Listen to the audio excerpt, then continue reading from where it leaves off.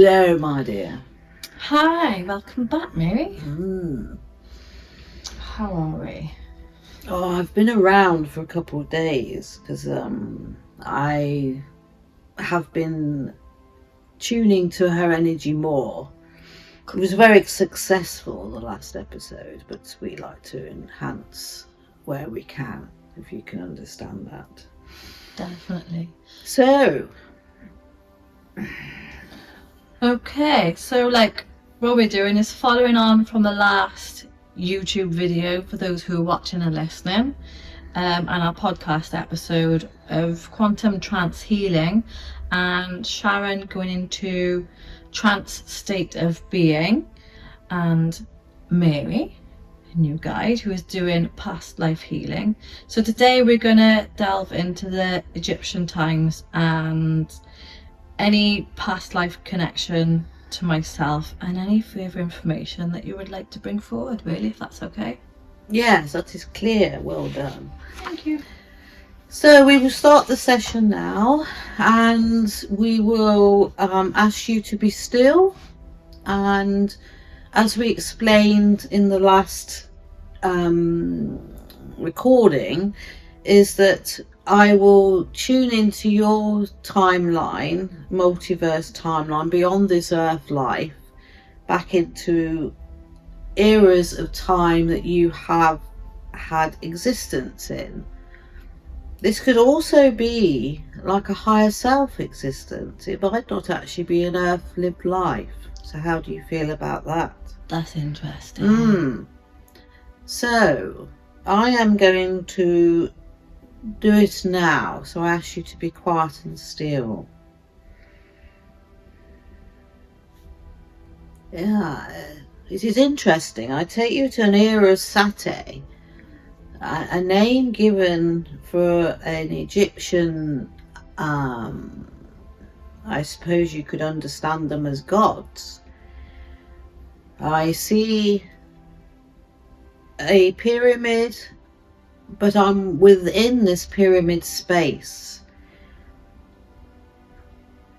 It is not the pyramid you see within the Egyptian period of your modern day. It is a pyramid that has space within it to exist, worship, and communicate within. Many of these have perished over time. But this is where, going down your timeline, it has taken me. You have been part of this process and where I have appeared in this multiverse timeline. We are in Egypt. I'm now trying to see whether you had an earth life or whether you had involvement from the other side.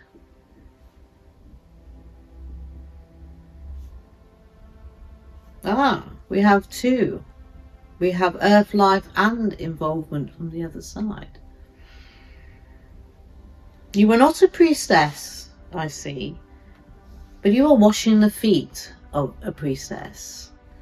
So you are a servant within this time frame. I see a young woman. You are not adorned in rich tapestry of clothes, but you are clean. And this temple you are in is a temple of high pristine knowledge, communication, and prayer within this time period.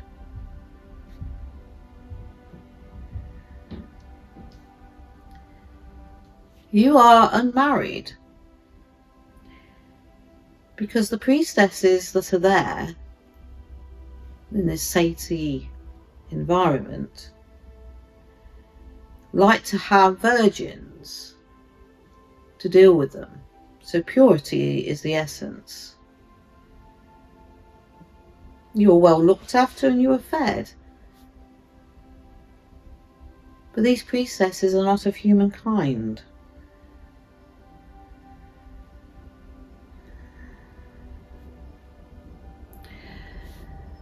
You have the words Horus and red ray and rays in the communication process of Earth from these time periods and other time periods across humanity and Mother Earth.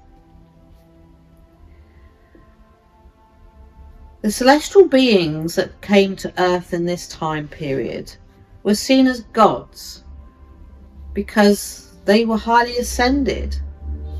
They could walk among humanity and brought order to chaos. If you can understand your history of the Atlantean phase of 5 experiments, without going into that, because we shall cover that on another recording, the humanoids that were left from that final phase, who chose to stay and live out their Earth lives, dispersed across the planet and mixed with lower intelligent humanoids that lived on the planet from previous experiments. These humanoids formed the basis of many societies, which you understand as Mayan and Aztec. Amongst all of this came the Anakai, which you understand them as. And they lived on Earth for 4,000 years, and they were a celestial race of great grandeur, and they came with permission from the Intergalactic Council to live on Earth and seek the ores that were needed, because their own planet was struggling to find these because they had dissipated them. So rather than see a race of grandeur like that disappear, we actually allowed them to come. And there was not much regret with this, but they did over time form a relationship with the human race, including breeding. They were a larger race than the humans. They had big standing. They were a very large species. But they took human partners, and when they left the Earth, they left some humanoids that had been integrated with their DNA, but they also took some with them that they had bonded with. So the reason I've been telling you this is because as time moved forward, and these would have been known as the Sumerians, if you can find them in your Bible. And as time moved forward, these are the humans that then populated the areas of Earth, including the area known as Egypt, or Cairo, or Luxor, all around that region. So these beings, or these humans, we call you beings, believe it or not, we call you celestial beings, or should I say Earth humans to make it easier for understanding, had a mixture of extraterrestrial DNA. Lemurian, Arturian, just a few examples that were in your DNA.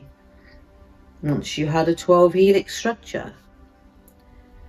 And all through history, this has been part of humanity's journey, where we enhance things and we let you take the journey of the human life to see where you spiritually grow, and then we come back and we enhance things again. And there's been time periods of many celestial beings have lived on Earth and contributed to where you are now. And Egypt is no different, and you were part of that. You had a young life there.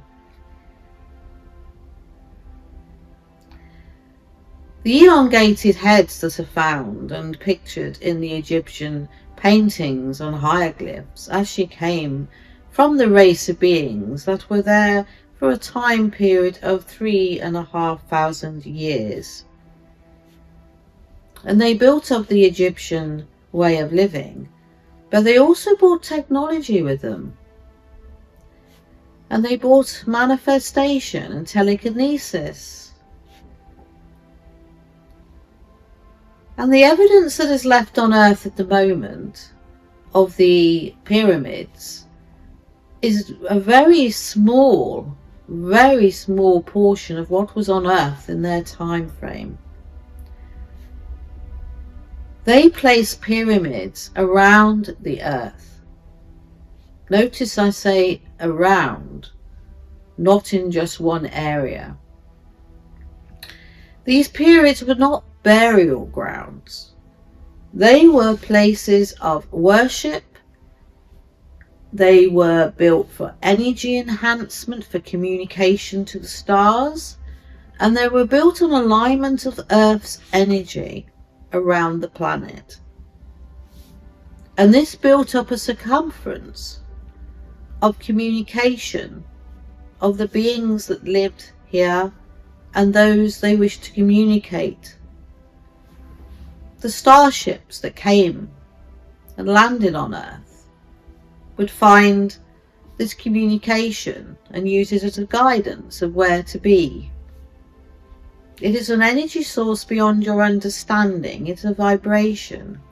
It's a communicational harmonic sound that was created and enhanced by the pyramids. The pyramids are seen as structures that people don't understand how they were built. Yes, there was humans used for some elements, but a lot of these were manifested and created through the energy of these dimensional beings that came to be on Earth. I give you the name Pyakrons. These were the beings with the oval heads. I do not see it in your Google, your Earth web. They were beings of magnificence, and they came to Earth to populate as they had problems in their own environment and their own solar system. They were like refugees, shall we say.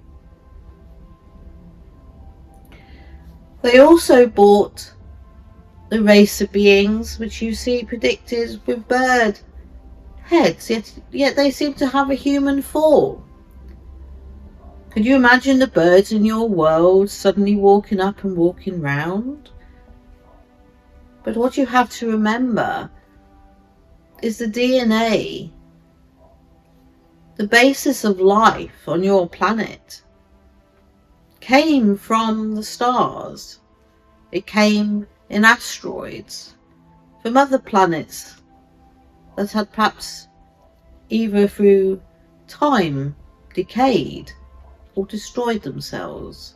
And these travel through the universe, and they're drawn to the solar systems, the suns.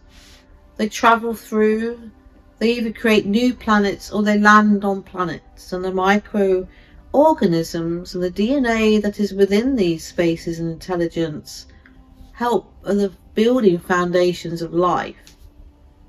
Humanoids exist all through the universe. So there's new planets born and new celestial beings develop. And in this race's case, they developed this beautiful, it's almost like a rainbow effect. You'd understand as feathers, I suppose, in your language. But I would say to you, they're not feathers. They are like, how can I describe this? I suppose hair. And they come out in different colours. Again, they were a very ethereal race, and they have chosen to come back again recently to work with many light workers. So when you hear the words ray, I want you to think of these beings, and for simplicity we'll call them the ray.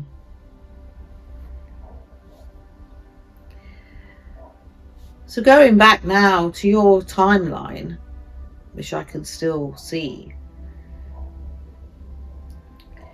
you were part of the Egypt, as we want to phrase it, but you were not in Egypt itself, that part of your world. if you want to travel to your Arctic, your northern point, back in the days, your world was different to what it is now. Your climates have shifted. And all over your world were the pyramids placed for communication, healing, knowledge, teachings. And you were a part of this community in the Northern Hemisphere. Many of these pyramids still exist. They've been buried by time. And your governments are aware of this, but they choose not to highlight it to humanity because it would bring too many questions, would it not? They can still be seen. Think of your countries of China and Bolivia. Follow the circle round the earth from the Egyptian pyramids, a latitude going north. And then you'll find it's going the other way on the equator, which you understand as. So much has decayed, we are aware of that, and it is hard for humanity to put the picture to it. Humanity will make up the stories, like the Bible, to things they do not understand, and that we understand as celestial beings. But I say to you, the stories can be false. And it's if you communicated with us that you will get the truth of what happened on Earth many thousands of years ago.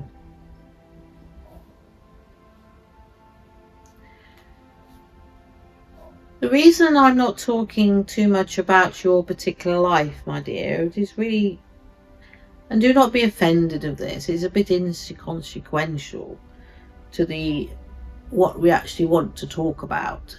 This has been a trigger of conversation. But you did have a past life in that time period. And I am observing that you were an observer. Your purpose was to observe what was going on around you. Your purpose was to connect with these beings, even as what could be understood as a servant. Because your higher self would carry this knowledge forward into other lives for the purpose of growth and understanding. That is why so many light workers are drawn to this period of time. They do not understand why. They do not have their questions answered because there's nothing there to tell them about this period apart from a few museums and dust and bits of pottery being dug up. Now I bring to you the hieroglyphics of this race. This was done, this race, the main race we were talking about is a telepathic race. They did not need art or hieroglyphics to communicate. But the humans that worked with them and helped them build these communities around the earth liked to express themselves. And these beings decided that they needed to leave their story behind for all to see in the future, and that one day humanity will find this amongst the ruins of Earth and the dust and bring enlightenment to them. They want them to ask questions. How else will you learn? How will you learn about your past and your history? The questions need to be asked to break down the religions in the world, to break down the dogma and the stigma and the hate that comes through religion. There has to be an understanding that there's so much more in the universe, and that's the only way humanity will ascend. So they allowed the humans to decorate their temples, decorate their shrines. Some of these are shrines to these beings. There is so much that is yet to be discovered in the layers of Earth. You have the technology. You have the scanners that can scan down through the Earth to discover the layers of life from these time periods. And if only your governments would come together for each country to explore their country and explore the ancient histories together, you'd find out where you came from and the truth.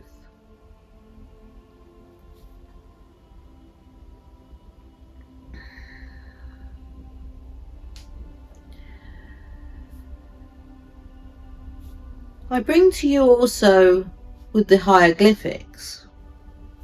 It was a conversation that was being had in these wars about the hieroglyphics that show spacemen, helicopters, flying vehicles, stuff that you would think wasn't part of the ancient way of being. UFOs, as you call them, yes, they were.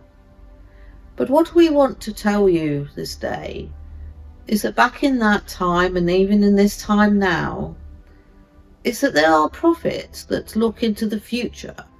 For example, you can take your 1600 Astronomers as an example of this, in case you wonder who I'm talking about and what I'm talking about. And they would predict things in the future. Some of these were actually placed in these artworks. Again, I find this interesting. I do not know if you do, but I'm sure you will.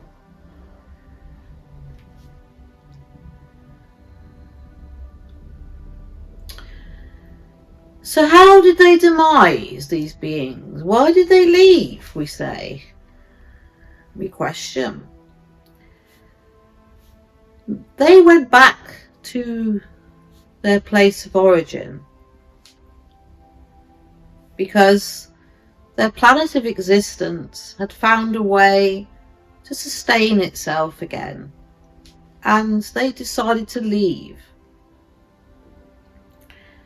What happens when this happens in societies is there's a breakdown, because obviously the main powers, it's like with the Atlantis, the Mayans, it's all following suit again. Once the power of bees leave, the intelligence, the technology, the humans that are left behind are left floundering.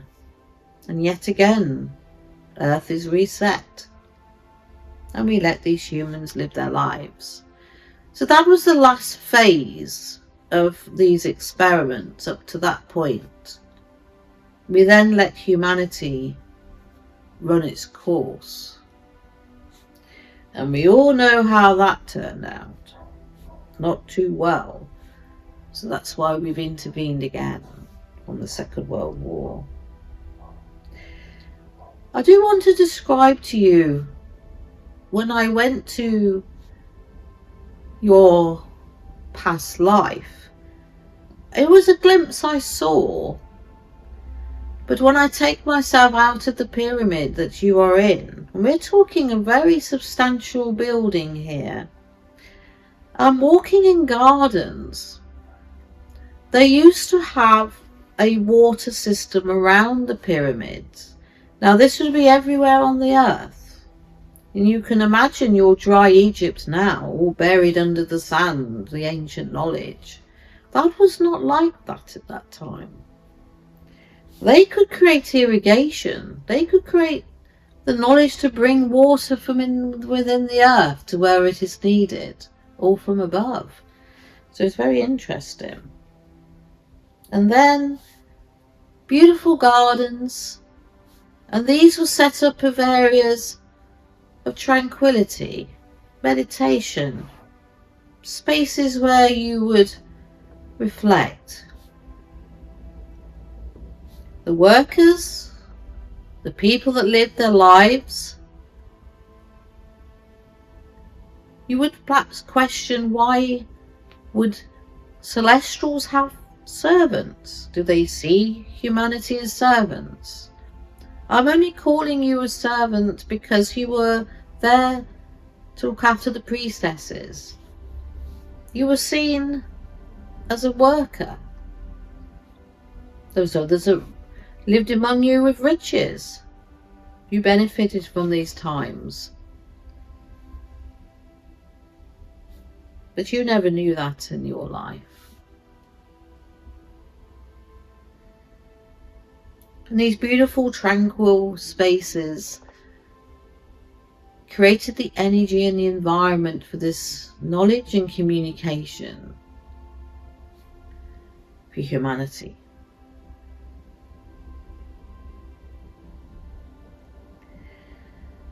And as we stride forward now to this time period and the way humanity has held themselves in many, many centuries, we are now with this new earth energy looking forward to walking among you again knowingly, because we do walk among you unknowingly in many ways.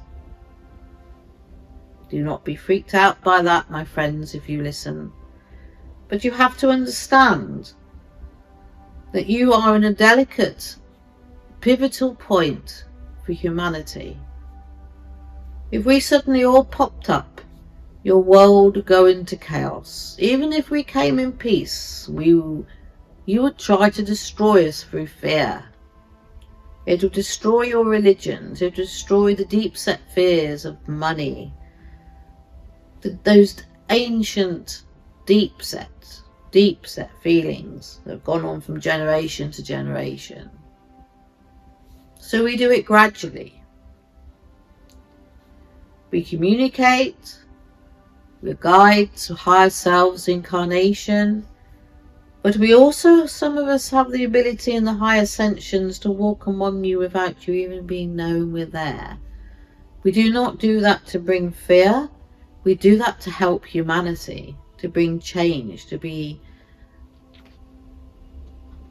the being that appears human, to be a catalyst amongst you to bring change.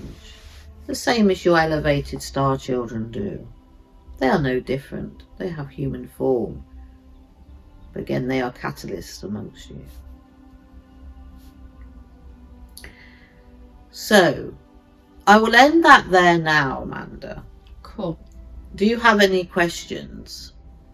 It does not matter if you don't. I just like to ask out of politeness, because you might need time. Well, yes, but I always do. I like to give you time to reflect, obviously, from this. There is one question around where we currently are right now, and as a human race, we are on the planet whilst it's changing because the poles are shifting. And I guess we're going through a reset again. So I wondered if you could talk a little bit around that and where we currently are, if that's possible. The reset is in different ways, if that understands. So you have your awakening, your COVID, that is one reset. You have what you are aware of as your solar flares, the energy and the light coming to Earth. It's being manipulated to enhance the energies of many humans in the light worker quadrant. So we are bringing the light in to activate ancient DNA that has been... So if I go back to the Atlantean period to bring clarity, the Satarians brought enhancement to the DNA in the 12-strand helix for humans at that time. What was put in the DNA was placed in a way that if the knowledge they had, because these are 10-dimensional celestial beings of light, the knowledge they had was to bring, they knew at some point in humanity's future, if there's a breakdown, is that they or we would need to reactivate certain information and knowledge. So this light that has been unified from your star, your light star, is using this to enhance us to manipulate what we need. The new Earth timeline, which is used in the human words for your understanding, is really Earth is existing as it is in the 3D reality. Earth has layers of dimensional reality that you do not see from the human 3D eye. So it's almost like you could imagine a second Earth has appeared on top of first Earth. Yeah. But it's shifted to one side, and that is the timeline. So it's funny how you mentioned the shift of the polar axes. That is something that happens every so often in Earth's life. Again, the timing of it was actually accidental to these events. But we can use this, again, to enhance anything we need to bring ascension to humanity. You must also understand that there's going to be changes on Earth. Earth is like a crust, moving all the time, intermingling, moving out and moving in. These are shown as earthquakes on your understanding. There are going to be some shifts over, how shall I say, 30, 40, yes, over the next 20 to 30 years of time frame going forward. And these shifts will cause disruption to humanity, and it will cause humanity to shift again. If you look at your time periods, humanity has been shifting for many, many years over the 10 years. You have massive droughts within many parts of your Earth where humanity's had to leave those areas. So this isn't new. This is Earth changing because of, first, nature has its natural way of changing and an evolution which brings your ice ages and things, but also unfortunately because of humanity's pollution it has been accelerated. This is the issue. So this is bringing the change. And with all of these challenges, we're all trying to create this new Earth energy. It's not easy. No. And the awakening period, as we call it, how many awakening periods do we have to have? They're phasing into each other at the moment. We will bring in different changes to try and help humanity see they need to look after themselves. And some of the catalyst that's going to happen for nature will be brought into this. But they haven't been instigated by us, some of these. It is a way. Now you might say, can't you stop this? We will not stop Earth's natural evolution. It is just a shame that it's been disrupted with pollution. But then we have intervened. And we are hoping now that humanity will see their mistakes. Unfortunately, it will be too late for a lot of events that will now occur. But through these events, the wiseness will be risen, and we hope that humanity will reset and move forward with this enlightenment. Cool. Thank you. That's the only question I've got today, to be honest. That is fine.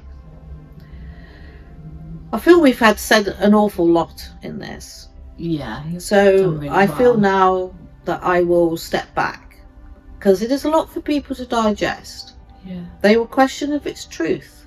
I bring forward things that are not seen in the Earth's books or web. An alternative way of thinking. Well, I feel that humanity has time now to listen and listen to those of us that are choosing to help you and trying to understand that there's been many celestial beings here over a long, long period of Earth. And you're going back millions of years. The arrogance of humanity to think there have been none is unbelievable to us. I know, right? But we understand this from your primitive 3D minds. But slowly we are working. We have the one thing with us beautiful beings, celestial beings, is we have patience. Yeah, you do. Because if we hadn't had patience, we'd have abandoned you a long time ago. This is like hitting your head against a wall. But we say it with amusement. Because we actually do like you. Oh, thanks. Yes, we find you all quite entertaining. I was going to say, and you find funny. it funny. And when we have two people like you in your conversations, it elevates us. We're like, this is wonderful. Yeah. The work we're doing is starting to pay off, as we could say it. It's really cool. Yes. I shall see you again soon. Yeah, thank you. I welcome the audience, as always.